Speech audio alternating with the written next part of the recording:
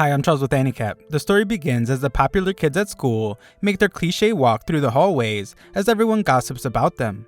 Suzune is the student council president superstar, and some certified nerd named Kazuki is her little sidekick that's also the vice president. Some people just turn out to be the center of attention, but our average Joe ordinary protagonist doesn't consider himself one of these people. His name is Usato, and this self-hating guy just thinks of himself as a forgettable run-of-the-mill high school student. The most exciting adventure in this dude's vanilla-flavored life is returning some dumb pigeon babies to their nest. Deep down though, Usato is always hoping for an extraordinary life. Luckily for him, he is the protagonist of this anime. For now though, it's raining and Usato doesn't have an umbrella. Usato's evil side shows itself for a second as he contemplates taking someone else's, but this typical good guy decides against it, fearing the beginning of a life of crime over a $5 umbrella. This proves to be a pretty stupid decision though, as he ends up waiting for hours. Suzune appears out of nowhere and explains that all students are required to leave. This guy really is forgettable as he decides to just run home in the rain, but Suzune stops him. It would look bad for the student council to just watch him get soaked in the rain like a loser, so Kazuki arrives and lends him his spare umbrella. Usato was certain that Kazuki didn't even know of his useless existence and is even more surprised when Kazuki seems to be a nice guy. They offer to all walk home together, and Suzune points out that it must be fate that they met.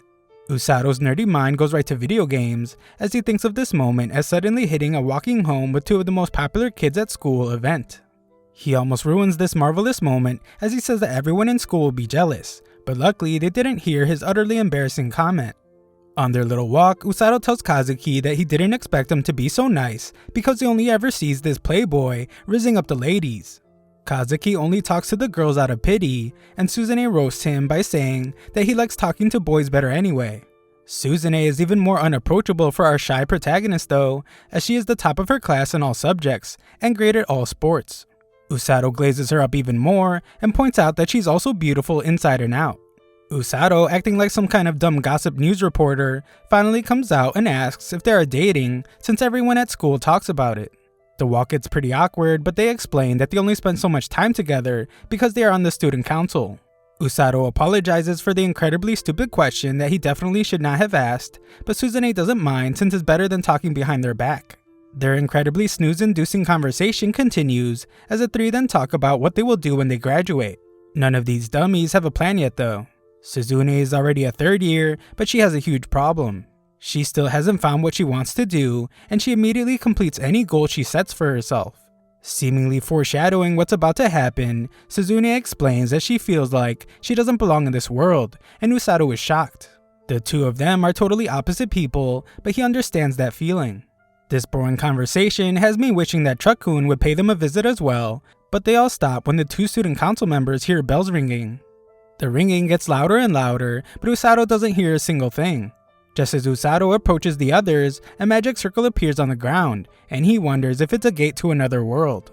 Instead of being terrified, Suzune looks like a psycho and wonders if Usato thinks they will find magic, monsters, and heroes in this other world. Usato is shocked that she's into that kind of stuff, but time is up and they are taken away. Usato eventually wakes up and finds that they are sitting in front of a king. The boys are rightfully terrified and cautious, but something is wrong with Suzune's brain, as she only feels excitement. King Jerkwad has the most basic name ever and introduces himself as Lloyd. Kazuki wants to skip the introductions though, and demands to know why Lloyd brought them there. Lloyd keeps his hot-headed guard from slicing Kazuki into pieces for his disrespect, and reveals that he is king, as if that wasn't painfully obvious already. The kids are still shocked by this, except for Suzune, who is having the time of her life. Lloyd then reveals that they were summoned to be heroes, making all of Suzune's dreams come true. 2 years ago, this world was attacked by the King of Demons and his army. They managed to drive them off, but the Demon Lord's power has been growing. As a last resort, they called forth accomplished individuals from another world who can confront the Demon Lord using a forbidden ritual known as hero summoning.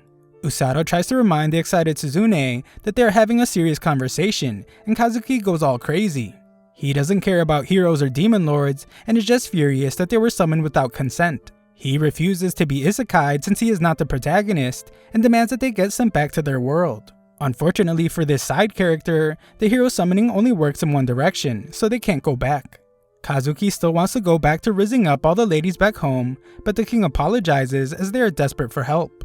Kazuki's whining marathon pushes the guards to finally quiet him down by threatening to turn him from a side character to a non-existent one. Usato calms the hothead down, and the king shockingly bows before them. He promises to find them a way back eventually, but begs that these heroes help him in the meantime. Suzune finally stops fangirling over being isekai'd and wonders why the king calls them heroes, without knowing anything about them. Some little dork named Welchie explains that the hero summoning is designed to select accomplished individuals. She explains that hearing the bells ring before being summoned indicates that they are heroes. That's actually some pretty bad news for our boy Usato though, as he was the only one that didn't hear ringing, and he wonders if he was brought by accident. Wedgie then takes them to a crystal ball that measures their magical abilities. Kazuki wonders if Usato's really okay with this, but our boy's just fine, since Welchie told him that he might be able to use magic even though he isn't a hero. Kazuki thinks Usato should be more upset, but our boy isn't a whiny little dweeb like him, and he points out that they should try to be like the overly excited Suzune. She is the first to be tested, and the color of the crystal indicates her affinity for thunder magic. As if that weren't amazing enough, she also has a ton of mana. Suzune couldn't be any happier, and it is now Kazuki's turn. This guy barely touches the thing, and Wedgie is amazed when the crystal turns white. It's light magic, and Suzune is certain that it means he can shoot laser beams out of his eyes, or even better, he might be able to use swords made of light. Usato points out that Kazuki isn't a weeb like her, and probably has no clue what she is talking about, but she scolds him for having a sharp tongue. Suzune realizes that she likes his tongue that way, and Usato's perfect image of Suzune is getting ruined every time she talks. Welchie explains that light magic is incredibly rare, and few people can use it.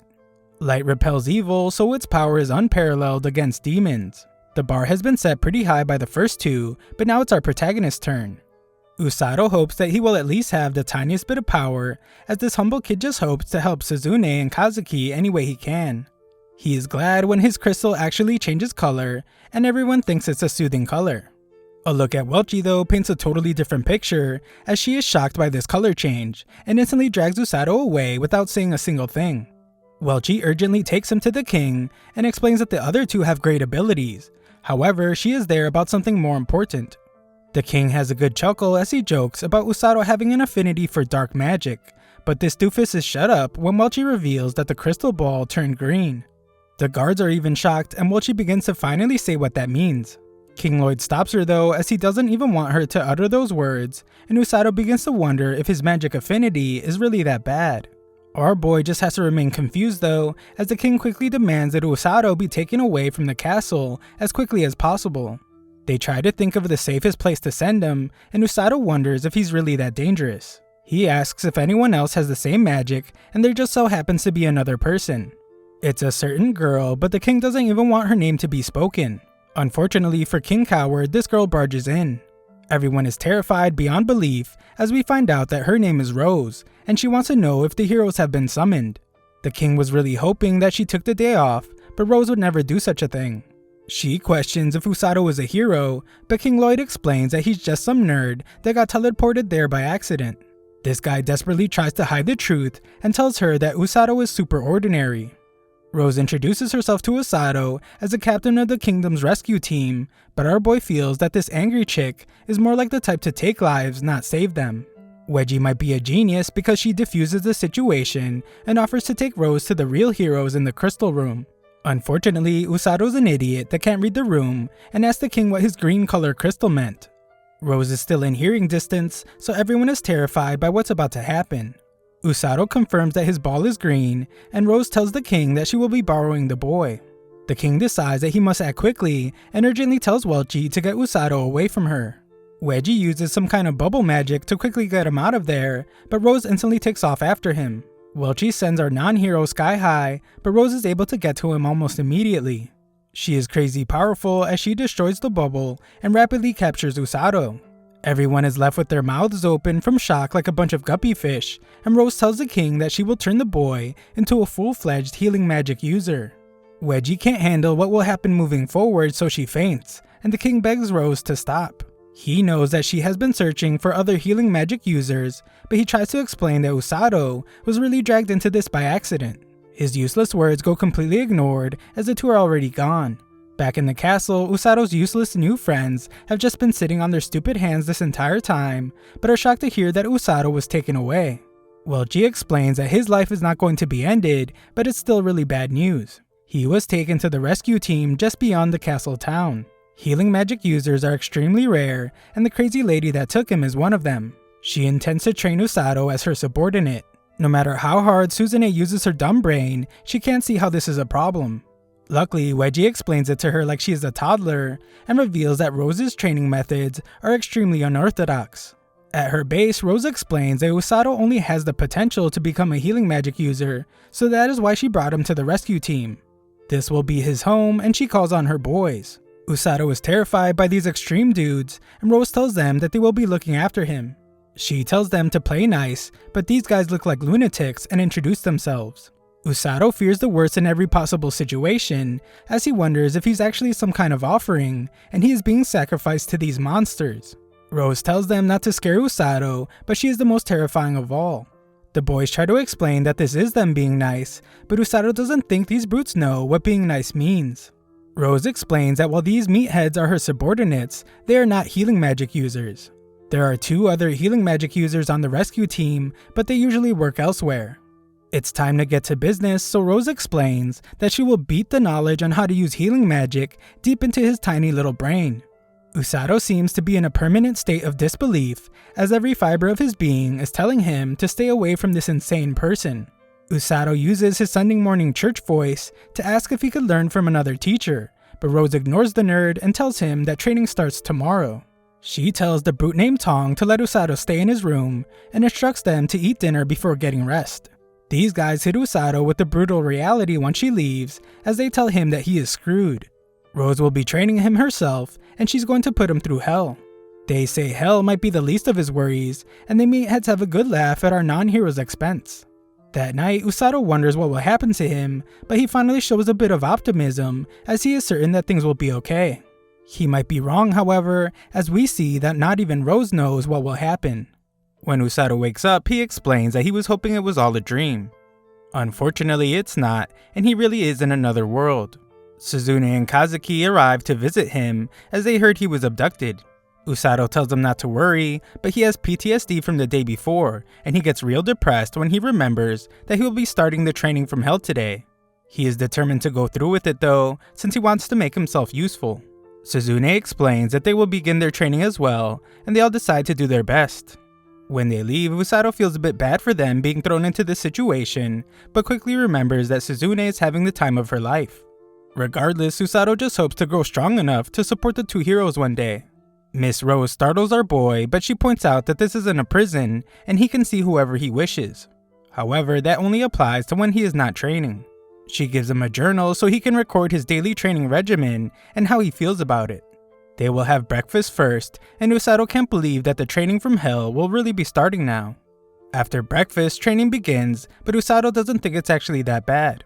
Rose just has him feel the mana in his body and tells him to work on drawing it out. For now, he needs to perfect sensing it, so she has him do some reading. Usato is shocked to see that he can read the language of this world, and it's because summoned heroes automatically have translation magic cast on them. Rose shows how close the demon territory is to the kingdom, and explains that this is why they are always the demon's first target. This book has a bunch of information about the demons and other races in this world, so she leaves him to do some studying. The first day of training seemed quite easy, so he is sure that he will be able to handle it. Day 2 of training is much more different than he expected. It's a lot of running, and he wonders if this is really what magic training is all about. On day 3, Usato is forced to run until his muscles are so sore that he can't move. He eventually collapses, but Rose wonders what he thinks he's doing. Usato explains that his legs won't move anymore, but she gives him a good smack, and he's shocked to realize that she healed his sore muscles. Rose keeps the intensity up by calling our boy trash, and she commands him to continue running. She tells him to run like he's going to die, and she will revive him so he can keep running. Usato knows he can't tell her how crazy she sounds, so he plans to write it in his journal. On day 4, Usato begins training with the other members, but he ends up falling behind by an entire lap. Everyone trash talks him for falling behind, but he can't talk back, so he decides that he will have to write it in his journal. Day 5 and 6 was more running, with Rose berating him. Usato's anger was building inside him, and he once again planned to give Rose hell in his journal. Just then, Usato was shocked to see the light of healing magic on his hand. Training is pretty tough, but not enough to need healing, so it goes away. On day 7, Usato ran until he thought he would die again, and Rose beat him up. She seems more angry than usual, so Usato wonders if she found out that he was dissing her in his journal. He realizes that she can't read Japanese, and wonders if she can just tell by the look on his face that he talks smack in his little diary. Rose launches him into the sky so he can start running again, and Usato vows to call her a vicious gorilla in his journal. Day 8 is more of the same, but on day 9, Usato realizes the need to heal himself. He is surprised to see that he managed to heal his entire body instead of just the part that hurt. Usato realizes that he was wrong about healing magic, and he in fact really does need it.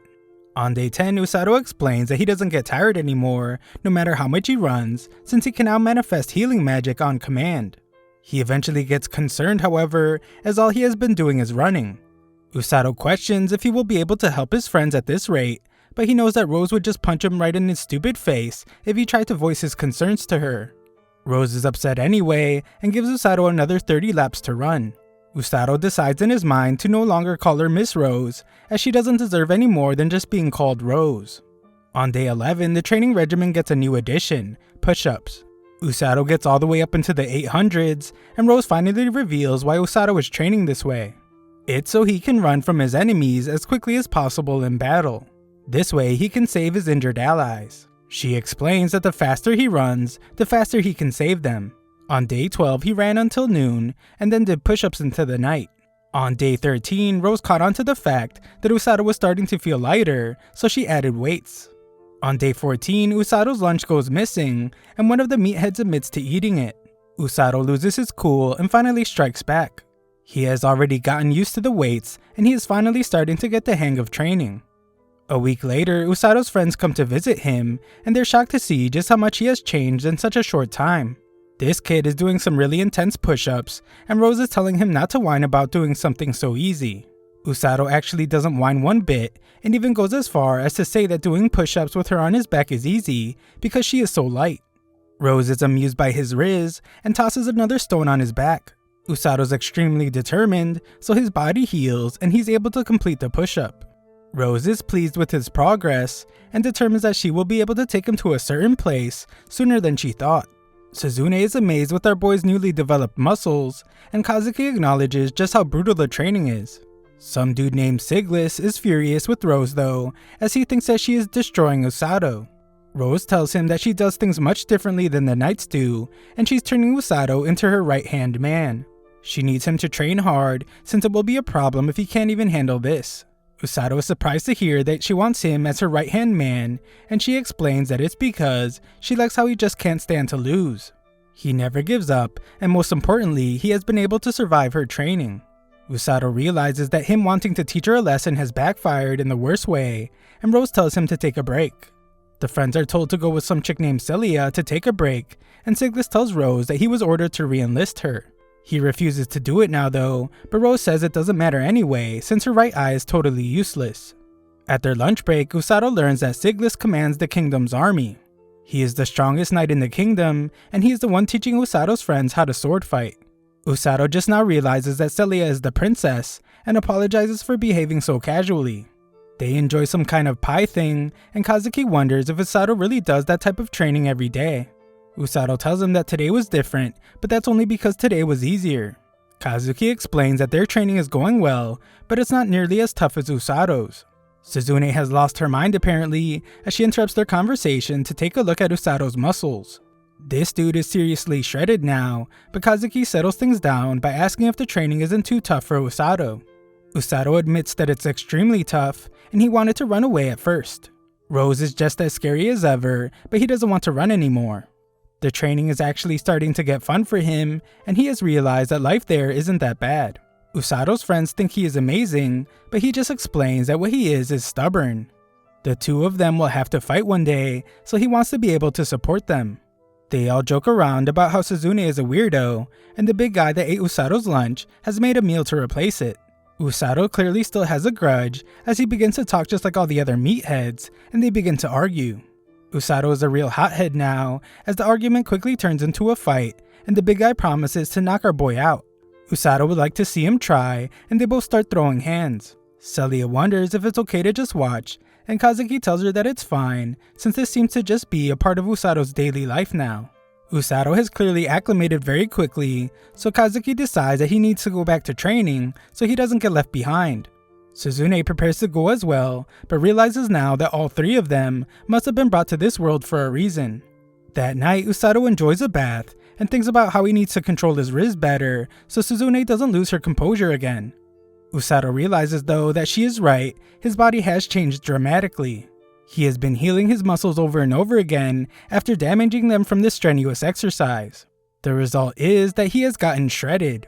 However, his job will be to rescue people on the battlefield, and he questions if he has the mental fortitude to match the body he has built. The next morning, Rose informs Usato that they will be going out, and the other guys seem worried that this day has come. A guard at the gate nearly wets himself as Rose informs him that she wants to show her subordinate the outside world. He runs off to open the gate for her, and Usato thinks about how all she has to do is stand there to scare someone. Outside the gate, Usato wants to know where they are going, but Rose tells him to keep his mouth shut and follow her. They eventually arrive at the forest known as the Darkness of Linger. It's infamous for being filled with monsters, and she shockingly tells Usato not to come back until he has hunted down a grand grizzly. Usato thinks there has been a misunderstanding, as he reminds her that blue grizzlies only turn into grand grizzlies after living for 100 years. The book he read even said that just the blue grizzlies are extremely dangerous. Rose explains that he should be able to take one down easily, but Usato points out that he has only been running this entire time and has no idea how to fight. Rose doesn't give a single word of explanation though, and just launches him towards the forest. Usato begins to fall from the sky, and he panics as he will surely not survive. However, just then, his body begins to glow with his healing magic. Usato finds the determination inside himself to survive no matter what, so he uses his healing magic to brace himself for the impact. Usato can't believe that he survived, and he heals himself so he can do what Rose told him. He won't be able to go back until he does, so he tries to have a good attitude about it. He convinces himself that it shouldn't be too hard since it's only a 2-meter tall bear, but he is stunned when it appears behind him. This thing is way bigger than he thought, and even its claws are huge. Usato gets a bit confident that the bear won't be able to keep up with his speed, but he quickly finds out that it can. Usato reminds himself that he managed to survive the training from hell, and this little teddy bear is nothing compared to Rose. Usato surprisingly turns to face the bear, but Winnie the Pooh with rabies has backup. Usato runs for his life again, but calls the bears cowards for ganging up on him. Just then, Usato hears a waterfall nearby and leaps into it to escape. The bears have no choice but to leave their prey, and Usato uses the time to regather himself. All he has are some rations, a canteen, and a knife, so he wishes Rose would have gave him something he could at least start a fire with. Taking down a grand grizzly is starting to seem impossible at this point, but he will leave that depressing task for tomorrow. Usato is just glad to have survived the first day and sleeps in a pile of leaves. The next day, Usato begins the hunt and decides that he needs to learn more about his enemy. First, he needs to learn where it lives, and he finds some scratch marks on a tree. Just then, Usato prepares for the fight of his life as he hears rustling in some bushes, but it turns out to just be an innocent little bunny. It's actually a monster that looks like a rabbit, and it seems to be injured. Usato heals the thing up and acts like a bunny whisperer as he tells it to be more careful. Usato continues the hunt, but the bunny follows him. He tries to explain that he's searching for a dangerous monster, so it should leave, but the dumb little bunny doesn't listen. This thing just won't leave him alone, so he begins to wonder if the rabbit's trying to show him where the grand grizzly is. Usato follows the little guy, and it leads him right to the bears. Usato plans to monitor them without being discovered, and notices that they seem to be a family. Usato takes a break to get some unclean water that he's a bit skeptical of, and he's shocked to see that the bunny still hasn't left yet. He goes back to continue monitoring, and has begun to think that the blue grizzlies are kind of cute. His bunny friend is pretty adorable too, so he begins to think that life in the forest is pretty good. That feeling wouldn't last long, however, as the water he drank has a severe effect on his stomach. His healing magic is taking forever to make him feel better, so he determines that he was basically poisoned by the water. A day later, Usato's trusty bunny friend shows him where some clean water is, and it's delicious. There is something wrong with Bugs Bunny though, and it seems to be because a monster is approaching. Little Bunny wasn't even scared of the Grand Grizzly, so whatever is approaching must be really dangerous. A noise can be heard in the darkness, and Usato is shocked when a giant snake appears. He is terrified by this unbelievable monster and points out that there was nothing like it in the book he read. Even without knowing anything about it, Usato can tell that it's dangerous, and there is bloodlust oozing from every inch of it. When it leaves, Usato can finally breathe again, and he decides to make it a priority to avoid that thing. 4 more days pass, but Usato can't shake an uneasy feeling he has. He has been observing the bears, but nothing has changed with them, and he can't go home without defeating the Grand Grizzly. Usato has to do it eventually, so he tells himself that he will do it tomorrow. The next day comes, but Little Rabbit doesn't want him to go. Usato gives in and decides to stay, but only until the rain stops. When it ends, Usato begins his mission and refuses to be stopped by Bunny. Usato readies himself for battle, but he is absolutely stunned when he finds that the lives of the bears have already been taken. The bite marks on the bears make it clear that the snake did it, but it didn't do it to eat. It took their lives for fun. The poor cub emerges from some rubble and tries to wake its mom up. Usato thinks about how much he hates losing, especially to Rose. On top of that, he hates the fact that his prey was stolen. As the little bear cries in agony, Usato states that what he hates worst of all is what he's looking at right now. He tells the cub to just wait right there, and he vows to get revenge for it. Usato's friends go to visit him, but are shocked to hear he has been training in the forest for 10 straight days. They think that seems a bit too long to be training out there, but the guys explain that Rose makes all the decisions. Rose isn't there though, so these useless guys have no clue what's going on. Kazuki is really worried about Usato, but Suzune thinks he should be fine since Rose wouldn't have sent him unless he was ready. On top of that, Suzune believes in Usato, and she is sure he will be back soon. Back in the forest, our boy fuels his body with some snacks and makes a spear. He asks his little bunny to take him to the snake, but makes sure to instruct it to run away right after. The bunny takes him on a long journey through the forest, and the two finally find the snake. Unfortunately, it is attacking the little cub, and Usato is upset since he told it to stay home.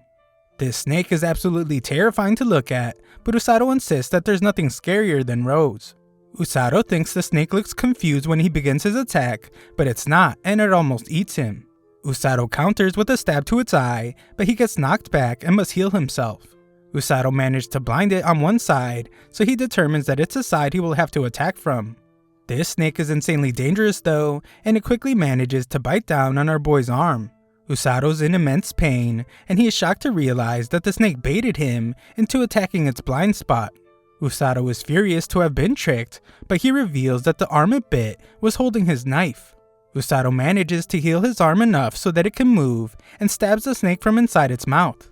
Usato somehow managing to hold his own, but things take a real bad turn as he realizes that he has been poisoned. This is a seriously unfair fight, as the snake is both huge and poisonous, but Usato has the advantage of being able to heal himself. Getting poisoned by the water forced him to learn how to heal himself from the inside out. Usato does just that, and prepares to attack again. This snake is about to end his life with one tail swing though, but the little cub steps in to help. These two have great teamwork right off the bat, as the bear lets Usato jump off its back so he can get on top of the snake. Usato uses some foul language to call the snake stupid, and he somehow manages to land an insanely powerful punch. Usato's determined to end the battle right now, so he jams his spear further into the snake's head. He yells out as he gives it everything he has, and the little bear helps out by pinning the snake down. The snake is eventually defeated, and Usato can't believe that they actually did it. The bear seems to have taken a liking to Usato, and he points out how they got their revenge. He would like to heal the little cub, but he is using up all his mana to neutralize the venom in his body, and he can't even move. That's really bad news though, as he is shocked when the snake gets back up. Usato can't even move an inch, so the little cub tries to help him, but Usato just tells it to run away. The snake moves in to end his life, and Usato thinks about all the people in his life. He determines that this entire situation is all Rose's fault, and he yells out that she is a violent ogre. Just then, this violent ogre descends from the sky and shockingly stomps right on the snake. Her angry attitude causes her to call the snake an idiot, when Usato wonders how she knew to come help him. Rose reveals that the bunny named Kokoro told her. Kokoro is her pet, and she told it to watch over Usato. Usato explains that the rabbit showed up injured and looking for help, but Rose just points out that he is a sucker. Kokoro put on an act to gain his trust, and he fell for it. Rose was always nearby in case she needed to step in, but she planned to intervene as little as possible. However, she never thought that the giant snake would appear. This snake was created by the Demon Lord's army, and Siglis failed to finish it off during the last invasion. She never thought it would be able to defeat a Grand Grizzly though, since they are strong enough to defeat a full unit of elite troops. Usato can't believe she wanted a rookie like him to take one out, and thinks about how much of a monster she is. Rose explains that she actually never expected Usato to win, and the goal was for him to gain experience fighting something much stronger than him. Things started to get interesting with Usato though, so she decided to let him keep going to see what would happen. Usato's quick to point out that he almost lost his life, and his little cub backs him up. It has clearly taken a liking to him, and Usato remembers that its parents aren't alive anymore, so it's all alone. Usato gets his new buddy to calm down, and Rose realizes that she was right, Usato's a lot like her. She angrily informs the bear that he will be coming with them, and he will carry the loser that couldn't even lose his life properly. Usato wonders if the cub is really okay with everything, but this is one mature bear, as it's ready to go. They prepare to head back, but Usato can't help but think how terrifying Rose is, as she carries him and the bear over her shoulder. Rose reveals that she heard what he said about her being an ogre. She then terrifies her boy as she explains that he won't be getting any sleep tonight. They head home and Rose reveals that Usato actually passed the test with flying colors.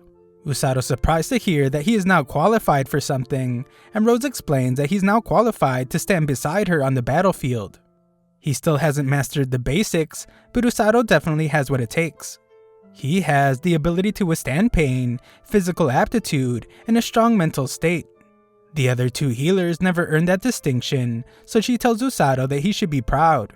Usato wonders what she means when she says that they might be able to make it, and he is shocked when Rose reveals that the demon army will be attacking soon. Elsewhere, the Demon Lord wonders how preparations are going for the invasion of the Linger Kingdom. Amila, the commander of the Third Army, reports that their units have finished preparing for battle, and they will soon advance. Rose reveals that Usato will be on the front lines with her, healing the wounded, and he will be part of the vanguard. There are two other healers, but they play a different role. Usato is certain that he can't use healing magic the way she can, but Rose points out that they still have a little more time. She wants him to improve before then, and Usato wonders if he can really do it. Back with the Demon Lord, he explains that he will have Amila lead the army. Despite their previous success, the Linger Kingdom has managed to escape their grasp before. Amila vows to do her best to win the battle, and she is dismissed. Just then, the Demon Doctor mocks Amila for being nervous in front of the Demon Lord. Amila hates this nerd and tells him to focus on his work. His name is Hiraluk, and he reveals that he just completed the newest demon-made monster prototype. It's highly venomous and has a large body with sharp fangs. He calls it Demon-Made Monster Prototype 72, Baljanak. Hiraluk's last prototype went missing the last time they attacked the Linger Kingdom. It ran away after being wounded by the enemy known as Siglis. Hiraluk promises that this prototype is way stronger, and Amila hopes so, since there are people far more troublesome than Siglis in the Linger Kingdom. They refer to these people as kidnappers, those that stand on the battlefield but don't fight. They carry their injured away without the enemy even realizing it, and minimize their own casualties by doing so. Their boss is a healer who runs around all over the front lines, healing people on the spot. We see that this is Rose, and Amila is infuriated by her. This is because Rose is a top-notch fighter, and she holds a deep grudge against the Demon Lord. Amila vows to eliminate her, but Hiraluk points out that she can't go into battle herself this time, since she is now the commander. She is well aware, so that is why she plans to send a certain demon, the immortal Mage of Darkness, the Black Knight. Back home, we see that Usato finally gets to enjoy the comforts of a bed again. He goes to feed his little bear buddy some fruit and snacks on some himself. The little cub is kind of a jerk as he takes Usato's apple, and Usato finds that the traitor is there as well. This rabbit toyed with his pure and innocent heart, so he stops himself from thinking about how cute it is. He eventually gives in to its adorableness though, and feeds it some fruit. Rose arrives and is amused to hear that Usato named the bear Blurrin. Blue for its color, ribbed from the word grizzly. This kid is a total mess as he thinks the name is a good one, and Blurrin accidentally chomps on his hand. Rose informed the kingdom about the bear, so they have been allowed to keep it. Rose will allow it to stay there, but informs Blurrin that he will have to earn his keep. Blurrin is terrified of her just like everyone else, and Usato wonders what she will have him do. Moments later, we see what she had planned as Usato is carrying Blurrin. This will be his simulation training, and Usato is to think of the bear as someone who needs to be rescued. Rose has him start running, but it's a breeze for our boy. It's basically just running with a bit more weight, so as long as he manages his mana, he will be fine. Rose demands that he run faster, since the wounded won't last if he takes too long. Just then, Tong appears out of nowhere, and so does another one of the meatheads. They chase after him, and reveal that Rose told them to simulate the battlefield. The others are waiting to ambush him as well, so they tell Usato to stay focused. 1 hour later, Usato's dodging one of the meathead's special stink water, and avoiding the attacks of some other guy.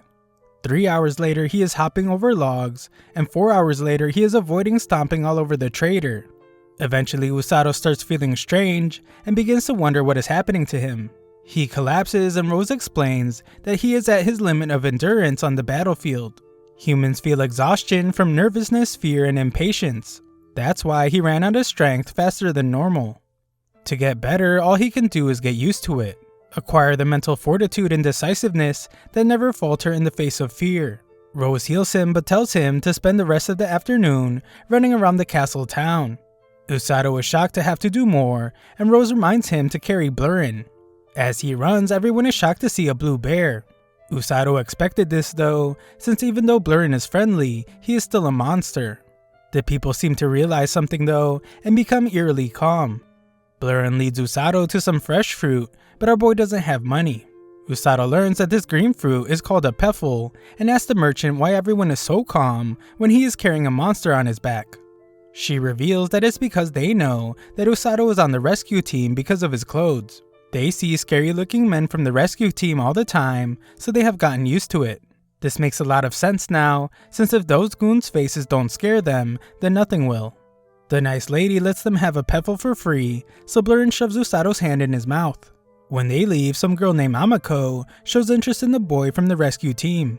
Usato decides to go visit his friends, and doesn't notice when some guy tries to get his attention.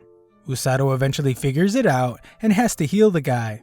This guy's name is Orga, and he reveals that he is one of the rescue team's healers. Orga is surprised to learn that Usato was summoned with the heroes, and Usato explains that he's been so busy training that he almost forgot himself.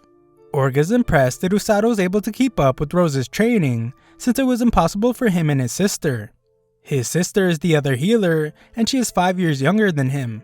They run a clinic in the city, and use healing magic to heal the citizens. Orga collapsed earlier because he is terrible at healing himself, and much better at healing others. They are still part of the rescue team though, so they work under Captain Rose in times of need.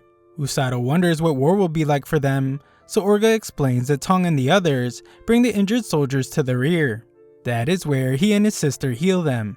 This guy is shocked when Usato tells him that Rose wants him on the vanguard, and Usato wonders if he can really handle that. Orga explains that the knights and heroes who fight on the front lines are in the greatest danger, so Usato immediately thinks of his friends. When they fall injured and get left behind, normally all they can do is wait for death. However, having a rescue team allows them to be saved. The job is a dangerous and exhausting one, but Rose wouldn't choose someone she didn't completely trust. Before Orga leaves, he asks Usato not to hate Rose too much. He knows she isn't the nicest person, but he explains that it's more like she is just clumsy with people. Usato surprises him though when he reveals that he has never hated Rose, even if he does have unresolved issues with her. When Usato leaves, Orga expresses relief that Rose has finally found someone. Orga's sister Uru arrives, and he tells her that he just met someone interesting. They will meet each other soon enough, and he is sure that Uru will like him. At the castle, Usato is allowed to enter with Blurrin because Rose vouched for him. Usato thanks the guard, and he thinks about how a lot of people seem to trust Rose. Usato runs past a bunch of people training and finds Suzune. She's glad to see him, but wonders what the blue thing is on his back. Usato tells her about his forest adventure, but she just wants to know if she can touch the bear. Usato lets her and promises to heal her if she gets bitten. Suzune considers herself the heroine of their little story, so she is certain that animals are supposed to love her. She is very wrong, however, as Blurrin hilariously slaps her hand away. Usato tries to make her feel better by saying that Blurrin is just shy and has her try calling his name. Suzune politely asks Blurrin to be friends, but he just eats her hand instead. Usato doesn't make her feel better at all this time and suggests that she might have a tainted soul. Usato has Blurren release her, but Blurren just starts eating his hand now, and Suzune wonders if Usato has a tainted soul as well. After their little comedy routine, Usato notices that Suzune's hands are all roughed up, and she explains that it's from going hard during training. Usato reminds her that she needs to treat wounds properly, so he heals her. Suzune is amazed, and she wonders if Usato really came just to see her. Usato points out that he came to see his friends, but that's obviously not what she wanted to hear. Suzune reveals that Kazuki went outside the kingdom to gain experience fighting monsters with Siglis and the others. Siglis informs Kazuki that the Demon Lord will attack soon, and they will surely bring more powerful forces this time. Siglis points out, however, that they have him and Suzune now, so the troops' morale is soaring because they are heroes. Siglis is certain that they will be victorious, but Kazuki seems to have doubts. He gathers himself though and promises to do his best. Just then they encounter some monsters and prepare for battle. When Kazuki returns, it will be Suzune's turn to gain experience. Usato can tell already that she will have the time of her life, but she wishes he would worry about her. Usato says he does, but Suzune points out he didn't really seem to mean it, and they have a good laugh. Usato leaves and Suzune wonders if Usato even realized how comfortable he has gotten with her. As Usato runs, he thinks about how everyone is preparing for the war, so he wants to be able to help them. In his old world, all he could do is admire people who could do things he couldn't. However, he is not that weak person anymore. That night, Rose is glad to hear that Usato's training is going well, but he explains that he still needs to run more to get used to it. Usato stops her from leaving as he wants to talk about what she said earlier. He points out that he barely survived against the snake monster, so he was terrified when she mentioned the Demon Lord's army. He didn't want to set foot on the battlefield, but today he found a feeling even stronger than fear. He realizes now that he can fight, but he refuses to take any lives. He vows to save anyone he can, and declares that it's because he is part of the rescue team. That's exactly what Rose wanted to hear, since they are going out there to save people. His job is to snatch up the wounded that the enemy is about to finish off. It's also to keep those at death's door alive, even if it means risking his life. Rose wants him to keep spitting up those ideals, since that's how the rescue team must be. This was the first moment Usato actually felt like he was part of the rescue team. The next morning, Rose reveals that the king has sent a message. He wants Usato to head out so he can join Suzune's training outside the castle. Usato is surprised, but we see that Suzune couldn't be more ready. Usato wonders why he has to join Suzune and points out that Kazuki had Siglis with him. Rose explains that Usato was supposed to join Kazuki as well, but he just got back from the forest. She assures Usato that he will only be there in case they need a healer, and he should be back home in 3 days. Suzune is glad to see Usato, but even more excited to have Blurren join them. She assumes that he brought the bear so they can learn to bond, but that is not the case. Usato only brought him because Blurren doesn't like anyone else. Suzune then introduces him to Haruku the Knight and Korin the Mage. Usato recognizes this guy, and it turns out that he used to just be a measly side character that stood watch at the castle gate. Rose explains to Suzune that Usato's healing magic isn't omnipotent. It can heal wounds and cure poison, but it cannot bring people back from the dead. She tells them not to take it for granted, and Suzune completely understands. Rose is certain that they will be fine since Suzune was trained by Siglis, and Rose has nothing to say to Usato. Usato knew she wouldn't have anything nice to say anyway, so Rose leaves them be. Suzune can tell that Rose is really strong, but Usato doesn't know what she means. Suzune just lets it go though, and they set out to begin training. Back at the castle, Sully is worried when she sees Kazuki practicing his sword strikes. She points out that he just got back from training, but he assures her that he got a lot of rest. The shy Sully is glad, but asks him to take care of himself, and she leaves. Suzune tells Usato about how exhausted Kazuki was after training, but Kazuki said that the experience was definitely worth it. He battled a ton of monsters in a clearing by the darkness of Linger, and that's exactly what they will be doing as well. Usato just got back from there, and he wonders if Blurren misses home. Suzune wants to take advantage of the fact that Blurren is asleep by petting him, but Usato watches out for his boy. Suzune doesn't like how he is talking down to her and pushing her back, so she wonders if he has become some kind of misogynist.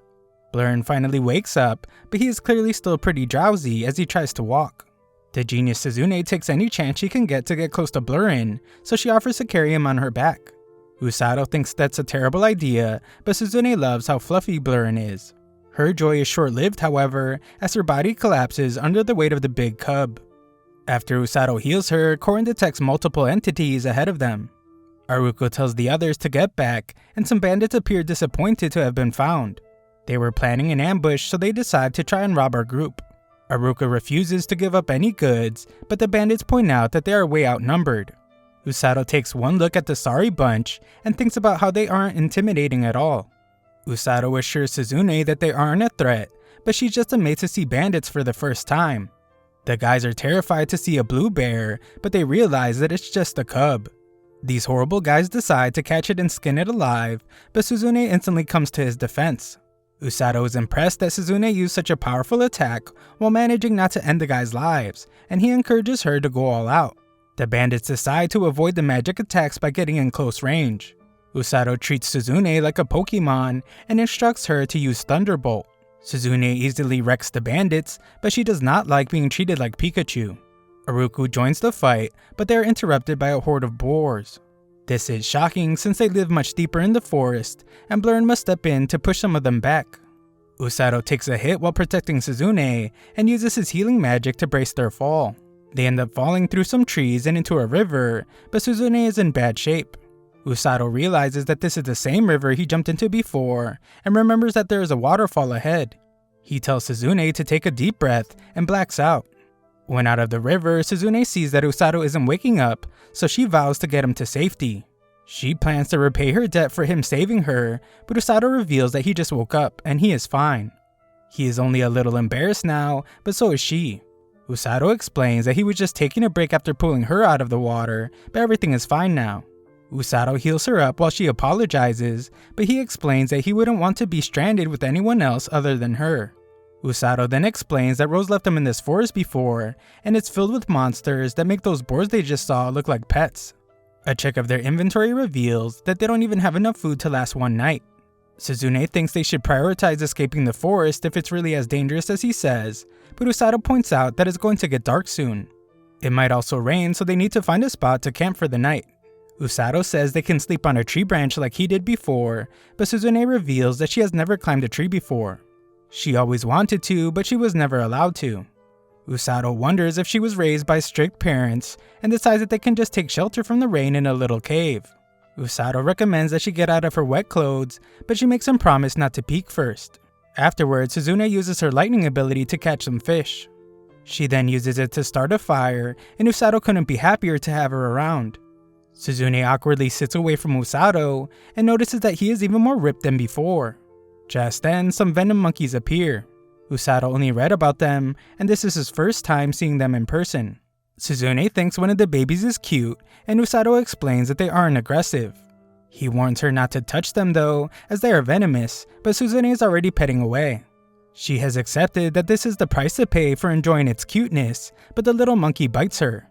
Suzune confidently points out that she was right, since there is nothing to fear, but she collapses. At the castle, Korin's familiar has informed the king that Suzune and Usato have gone missing. The king wasn't going to tell Kazuki, but Celia made him. The king explains that the search team will be ready tomorrow, but Kazuki isn't satisfied with that. Kazuki heads off to search himself, but Rose stops him. She explains that Suzune and Usato are likely together. This means there is nothing to worry about, as Usato is her subordinate and he won't die so easily. Back in the forest, Usato's having a way better time with Suzune around, as surviving this time is a breeze. Suzune doesn't like being talked about like she is camping equipment, but Usato actually really appreciates her being there. Usato decides that they should take turns sleeping, so he lets her go first. She refuses though, and tells Usato to sleep since he must be tired from all the healing he has been doing. As it begins to rain, Suzune checks to see if Usato is sleeping yet, but he is still awake. Suzune wonders if he ever wants to go home, which he does, but he explains that he also has a reason to stay. Suzune doesn't hesitate to say that she doesn't want to go back, and is surprised that Usato doesn't ask why. She wants him to ask, but Usato thinks he already knows. He correctly assumes that it's because she likes this world better. Suzune explains that she feels like there is nothing left for her in their old world. Her family, her friends, and even her old self, she would throw it all away to stay in this new world. She has waited her entire life for a chance to be free, and in this world there is nothing tying her down. Suzune would trade anything for this freedom, and she is surprised when Usato understands. She thought he would be disappointed by who she really is, but Usato explains that he was tired of his old self as well. Tired of his ordinary life and passive self. When they first arrived, Usato just didn't want to hold his two friends back. However, now he is determined to protect her, Kazuki, and the people of the kingdom as a member of the rescue squad. Suzune understands and proclaims that she wants to protect the people as a hero. They make a pact to forget their old world and protect their here and now. Suzune is amazed by how much her boy has grown, and Usato points out how she is much more relatable now. Usato used to think that she was just a perfect girl, but Sune is surprised since he has been treating her pretty casually. She doesn't mind though, since she'd rather be close to him than admired from afar. Things get a bit awkward, so Usato goes to sleep, but Suzune teases him about being flustered. Suzune is glad that they had their little chat and wishes him a good night. The next morning, our pair look for a way out of the forest, but can sense that a beast is approaching. This beast turns out to just be Blurrin, who ends up smothering Usato. Aruku is with him, but also exhausted. When he recovers, Aruku explains that they were searching the perimeter of the forest when Blurrin rushed off on his own. They chased after him, and they realize now that Blurrin must have picked up on Usato's scent. Just then, Blurrin picks up on another scent, and Usato explains that this was Blurrin's home. He tells the tragic story of what happened to Blurrin's parents, and everyone feels bad for the little cub. Blurrin is clearly ready to leave, and Suzune points out that he seems to have made his decision. Blurrin must know that his place now is by Usato's side. It's time to go home, and they declare that they will be going where they belong. Usato and Suzune return to the castle, where the king is glad to see that they are back from the forest. Suzune apologizes for making them worry, but the king explains that he should be the one apologizing. He does apologize for getting Usato mixed up in all of this, but our boy has gotten used to being in situations like those.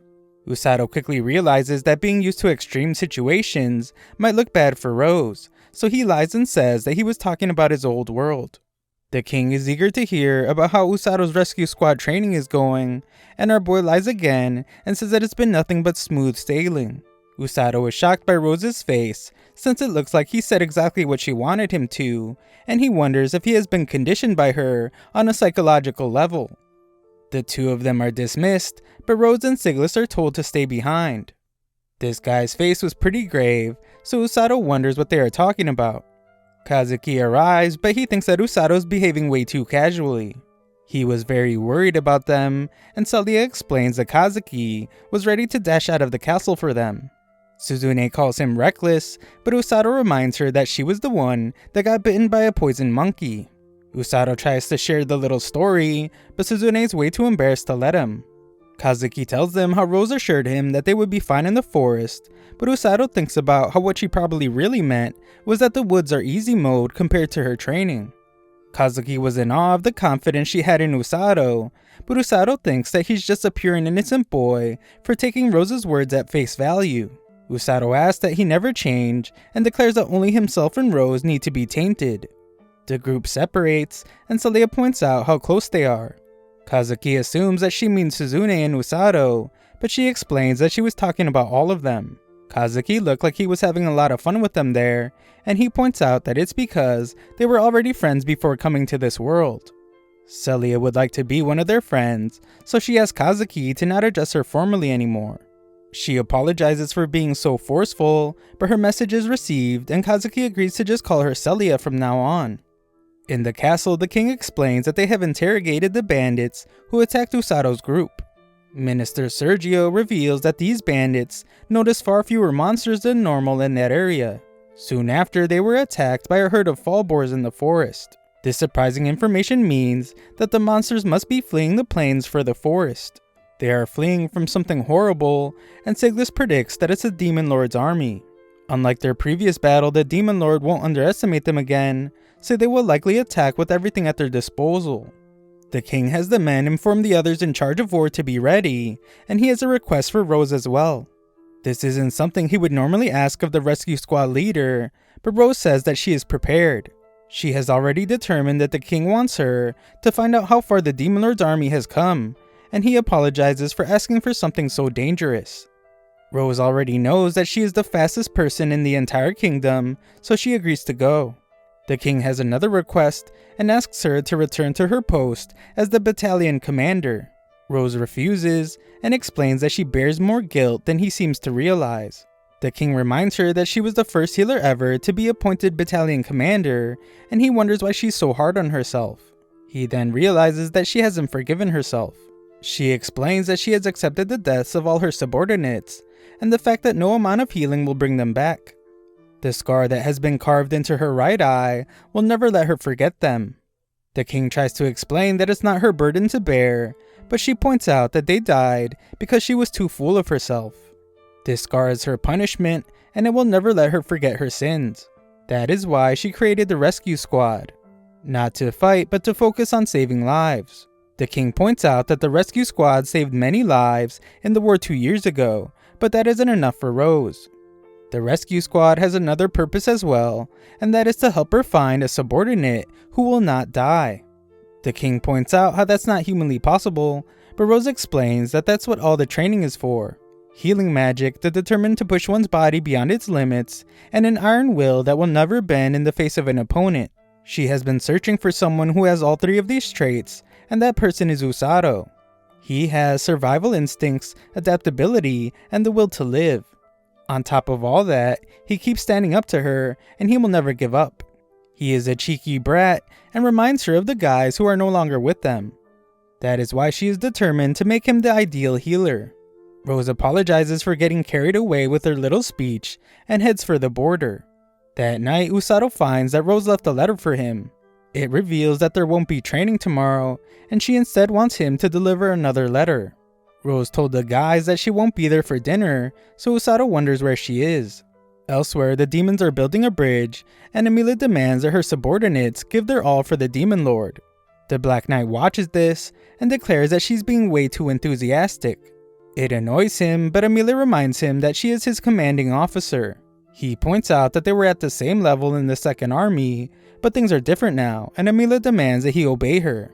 The Black Knight begrudgingly agrees, and Emilia tells Luke that the bridge will be complete in a few hours. Once it's finished, their invasion of the Linger Kingdom can finally begin. Just then, the demons find that a Linger scout has appeared, but Emilia doesn't care. By the time this scout spreads the word, it will already be too late. This lady clearly has no clue who this scout really is, as Rose launches an entire tree trunk to destroy their bridge. The tree trunk was thrown from really far away, and Emilia is furious when she realizes that it was Rose. This was only supposed to be a reconnaissance mission for Rose, but she's glad to have bought them some time. The next day, Usato goes to deliver the letter, but can't understand why people are staring at him, even when he doesn't have Blurrin. The old merchant offers to let him have some fruit, but he doesn't have time. He decides to come back later, and the creepy girl from earlier stares at him. Usato arrives to deliver the letter, and Uru tries to remember his name since her brother Orga told her about him. She eventually remembers and introduces herself. Usato is standing in the Fleur Clinic, and it is run by Orga and Uru. Orga is examining a patient, and Usato feels a bit weird when Uru lets him take a peek. They must be quiet as Orga is concentrating, and Usato's amazed to see how intense the color is of Orga's healing magic. Its flow is also very smooth, which Usato notices is nothing like his own. Orga fixes the kid right up, but the kid wonders who the weirdos watching them are. Afterwards, Uro wonders how everyone in the rescue squad is doing, and Usato explains that they're all still walking around with ugly bad guy faces. Usato remembers hearing that she was part of the rescue squad, but she explains that unlike Usato, she wasn't able to keep up with the training. Reading the letter clearly bothers Orga, but he keeps it a secret. Uru then explains that Rose put everything into training her and her brother when they first joined the squad. They were really excited about it, but it didn't work out. Not only did Uru struggle to keep up, she also became really afraid of Rose. Rose seemed desperate back then, but Uru points out that she seems much happier now. Usato has a pretty jaded view of Rose though, and thinks that she is just happy because she has a new punching bag. Just then, Orga is informed that someone fell off a roof while trying to fix it. 2 others were injured as well, so Orga asks Usato to come with them. When they arrive, Usato wants to hear Orga's plan, but the doctor is exhausted. They eventually start healing, but Usato thinks about how besides himself, he has only ever healed Orga and Suzune. Their injuries weren't even that bad, but he realizes that if war really breaks out, then he will most likely have to treat injuries even more severe than what he faces now. Even worse, he will have to do it mid-battle. Orga reminds Usato to remain calm and explains that who Usato treats or where he treats them doesn't matter. Usato has the power to heal them, so Orga tells him that he just needs to believe that he can do it. These words remind Usato that even Rose believes in him, so he starts believing in himself as well. This calms him down a great deal, and he's able to heal the idiot that fell off the roof. Afterwards, the siblings compliment our boy on a job well done, and Orga even asks him to stop by sometime to lend a hand. Usato agrees and heads home. Uru thinks Orga looked pretty cool when giving Usato advice, but Orga gets really serious. The letter revealed that the Demon Lord's army is close, and they have been summoned to war. Usato doesn't have any war experience, so he must rely on an absolute confidence in his own abilities. Orga is confident that Rose knows what she is doing, but he declares that he will do everything he can too. War is starting, but Orga assures his sister that everything will be okay. Usato goes to collect his fruit, but wonders if a girl is lost when she stops him. This strange girl says that Usato is the only one who could see it, and that is why this is a future he can change. Usato has no clue what this little chick is talking about, but his confusion turns to shock when her eye begins to glow. Usato then sees shocking images of war, and what's even more horrifying is that he sees the Dark Knight kill his friends. Usato's heart beats rapidly, and he is so horrified that he can barely move. The girl explains that she has just done him a great favor, and he now has a duty to repay her. Usato still can't believe what he just saw, and the mysterious little girl just runs off. Thanks for watching my recap. Subscribe and sign up to my free newsletter if you want to show some support to the channel. Link is in the description.